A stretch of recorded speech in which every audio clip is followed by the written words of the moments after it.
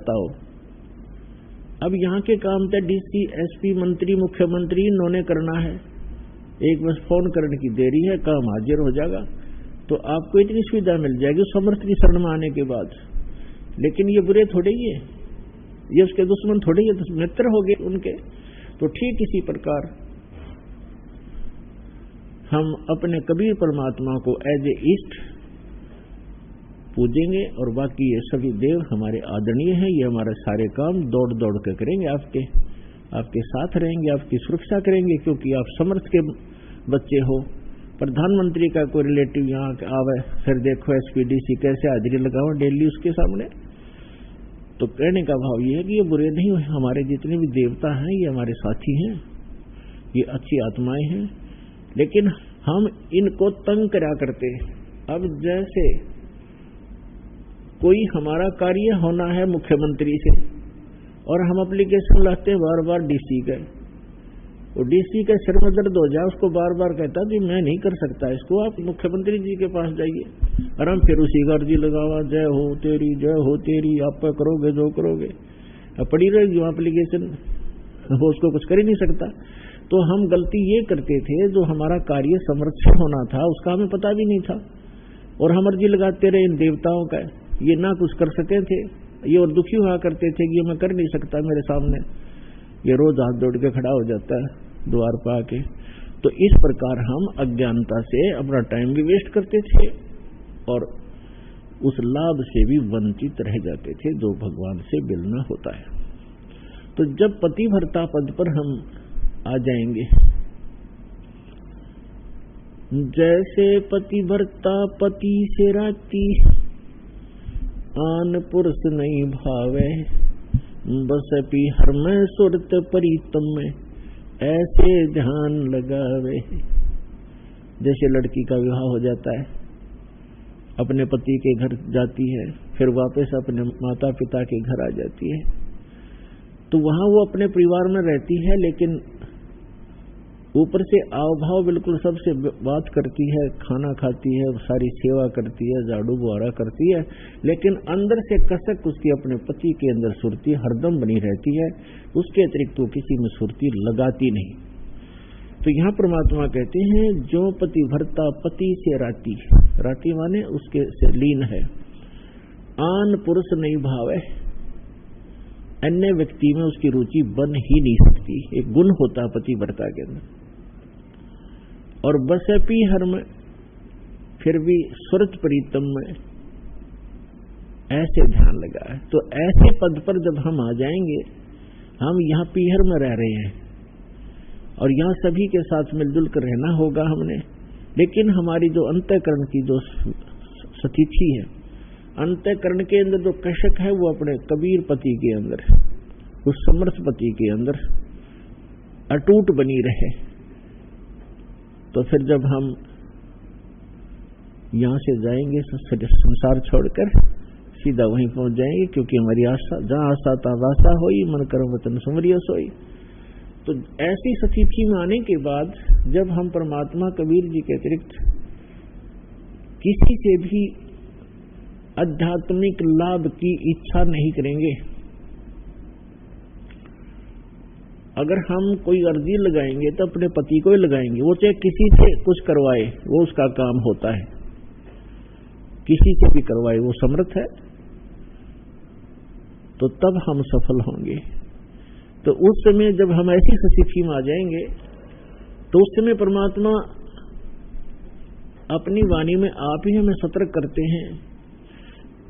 जैसे पतिव्रता जमी पर जो जो धर है पाँव, और समर्थ झाड़ू देत है ना काटा लग जावे।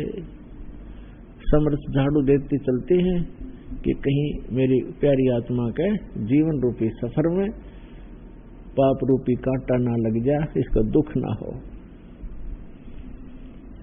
तो पुण्यात्मा, जब हम परमात्मा की सतभक्ति करेंगे, उससे हमारे पाप नाश हो जाएंगे और पुण्य शेष रह जाएंगे। जब ही सतनाम हृदय धरो, भयो पाप को नासे, जैसे चिंगारी अग्नि की भाई पड़े पुराने घासे। जिस समय कहते हैं आपको सतनाम प्राप्त हो गया, उसी समय आपके पापों में आग लगानी शुरू कर देगा। जैसे चाहे लाख टन घास फूस पड़ा हो सूखा, और कितनों क्षेत्रों में घेर रखा उसने, और एक माचिस की सींक लगा दी जाए, एक तिल्ली, उसको फूंक कर सहा कर देगी और चलेगा तूफान, तेज हवा चलेगी, उसको फेंक देगा कहीं का कहीं और वो स्थान क्लियर हो जाएगा। तो हमारा युगों युगों के पाप इकट्ठे संग्रहित हैं संचित कर्मों में। अब परमात्मा का यह सच्चा नाम और आपकी सच्ची लगन, पतिव्रता पद, व्यभिचारिणी भक्ति के कारण आपके पाप कर्मों के ढेर में आग लग जाएगी। जैसे सूरज के आगे बदरा, ऐसे कर्म छयारे, प्रेम की पवन करे चत मंजन, झलक तेज नयारे। जैसे सूरज के आगे बादल, ऐसे कर्म छयारे आत्मा और परमात्मा के मध्य। जैसे सूर्य के बीच में बादल आ जाने से सूर्य का प्रॉपर जो प्रकाश है वो हम तक नहीं पहुंच पाता, और ऐसा लगता है जैसे अंधेरा हो गया हो, रात्रि होगी हो। तो पुण्यात्माओं, जब तेज हवा चलती है, बादलों को इधर उधर फेंक देती है, तो फिर सूर्य का वो तेज ज्यों का त्यों आपको दृष्टिगोचर होता है। ठीक इसी प्रकार युगों युगों के पाप कर्मों की छाया आत्मा और परमात्मा के बीच में अड़ी हुई है। इस सतनाम और सच्ची श्रद्धा और लगन से भक्ति करने से वो ऐसे हट जाएंगे, वो बादल छट जाएंगे, पाप के बादल।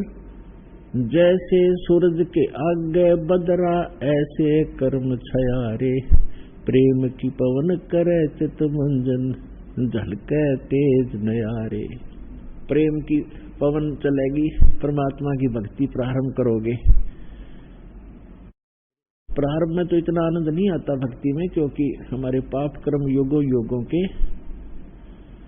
संग्रहित हैं और हमें प्रभावित कर रहे हैं।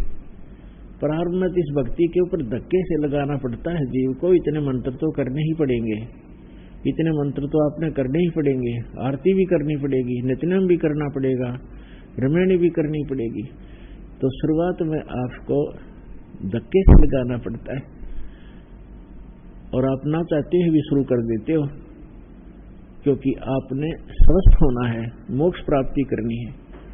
और कुछ दिनों के बाद फिर देखना, आप भक्ति नहीं कर लोगे तब तक नींद नहीं आएगी, और वही नाम बार बार जाप करना है, कितना आनंद आना शुरू होगा।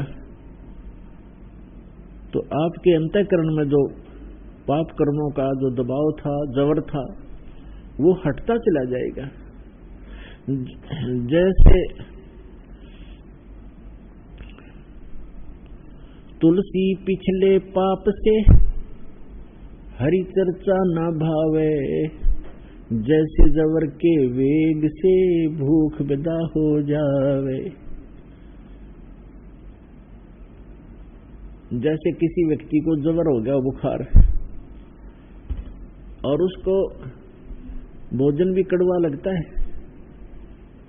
प्रतिदिन खाने वाला आहार भी मुंह को लगाने को दिल नहीं करता, उल्टी गिरने को हो जाती है। काजू, किशमिश, सेब, संतरे, कितने स्वादिष्ट फल और मेवा होते हैं, उस जबरग्रस्त व्यक्ति को वो भी कड़वे लगते हैं। न तो मनुखा दाख कड़वी है, न सेब और संतरे कड़वे हैं। बुखार ने, जवर ने उसके शरीर की व्यवस्था को इतना बिगाड़ दिया कि उसको मीठी वस्तु भी कड़वी लग रही है। अब उसका तरीका क्या है? उन मीठी वस्तुओं को मीठा ही लगाने के लिए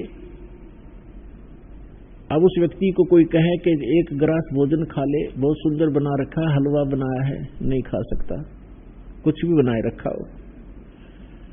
तो उसका कारण क्या है? कारण तो ये है कि बुखार ने उसके शरीर की व्यवस्था को खराब कर दिया, जो मीठी वस्तु को भी कड़वी महसूस कर रहा है।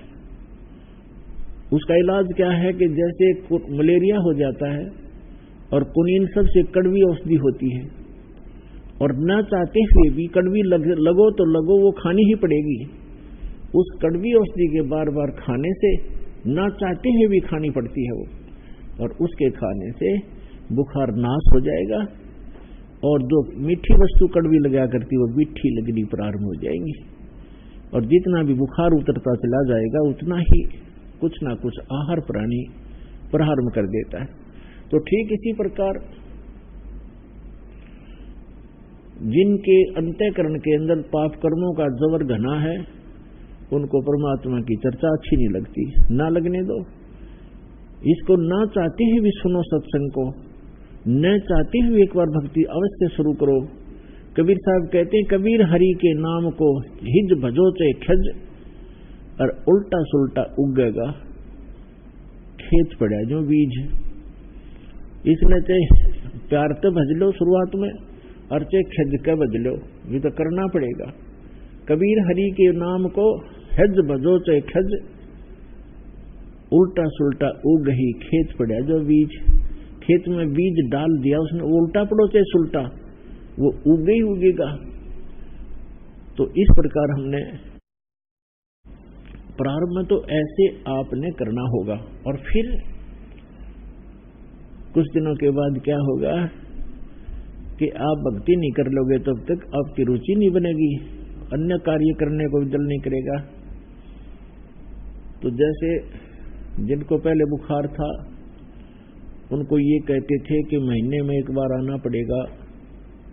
दूर देश के भक्त आते हैं, उनको 3 महीने 4 महीने का समय रखा, क्योंकि डॉक्टर जो है ट्रीटमेंट करने के लिए ही मरीज को बार बार बुलाता है, उसको शौक नहीं होता। तो हम आपको इसलिए बुलाते हैं, आप आते रहोगे, आपकी रुचि बढ़ेगी, आपके शुभ संस्कार बढ़ते चले जाएंगे, फिर आपकी आप पर रुचि हो जाएगी, आप डटे नहीं, डटोगे फिर तक।